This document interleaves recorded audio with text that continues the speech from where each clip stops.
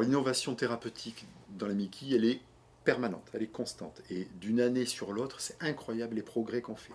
Ces progrès, pourquoi on les fait? On les fait parce que on mène des travaux de recherche clinique, d'abord sur les médicaments qu'on utilise en pratique courante, les corticoïdes, pas plus tellement, mais c'est les immunosuppresseurs, les anti-TNF. Et les plus grandes avancées ces 5 dernières années, c'est qu'on on utilise mieux que jamais ces médicaments-là.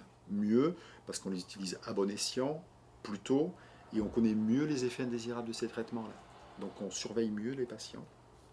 Et les complications embêtantes qu'on peut observer avec ces médicaments-là sont devenues exceptionnelles.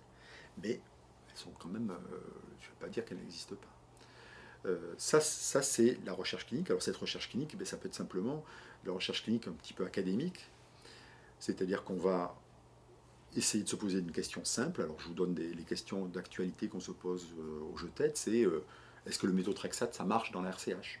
Aujourd'hui on ne sait pas, on a fait une étude pour essayer de le montrer. Il y avait l'étude de l'essai Story, c'est-à-dire est-ce qu'on peut arrêter le Rémicade? Voilà, ça c'est vraiment des questions de pratique quotidienne que nous posent les malades. Est-ce qu'on peut arrêter l'Immurel? C'était il y a quelques années. Des questions que nous posent les malades et pour lesquelles je crois que notre mission de société savante dans le domaine des Mickey, c'est de donner des éléments scientifiques de réponse à ces questions très simples en apparence, mais d'une complexité extrême dans la réalité. Pour y répondre. Les avancées, c'est aussi la recherche clinique un peu plus, je dirais, industrielle, parce que là, c'est le développement de nouveaux médicaments. Alors ça ne nous appartient pas, ça appartient à des grosses entreprises pharmaceutiques qui vont développer des nouvelles molécules, mais c'est comme ça qu'est arrivé le Rémicade, c'est comme ça qu'est arrivé l'Humira, et c'est comme ça qu'arrivent les autres médicaments qu'on va avoir bientôt. Et cette recherche clinique qui permet de développer des nouveaux médicaments, elle ne peut pas être faite sans les malades. Alors je vous donne un exemple, qui est celui du vedolizumab. Le vedolizumab, c'est un traitement de demain de la rectocolite hémorragique, son efficacité est démontrée. Il y a une AMM européenne, on l'aura probablement en 2015. Ce médicament-là, c'est un traitement qu'on a proposé, moi que j'ai proposé dans le cadre d'essais cliniques, à des patients atteints de RCH, alors qu'ils étaient en échec de tous les traitements, et pour lequel la chose à faire était une coloprotectomie totale avec une anastomosie ileoanale. Donc ils ont accepté de participer à cet essai. Pour certains, depuis 3 ans, ils continuent à être traités. Et cet essai a démontré que le médicament est efficace. Donc ça, c'est bingo pour le labo et pour les chercheurs. Mais comme ce traitement est efficace, eux, ils ont évité la colectomie et ils continuent le traitement. Donc c'est bingo pour le patient.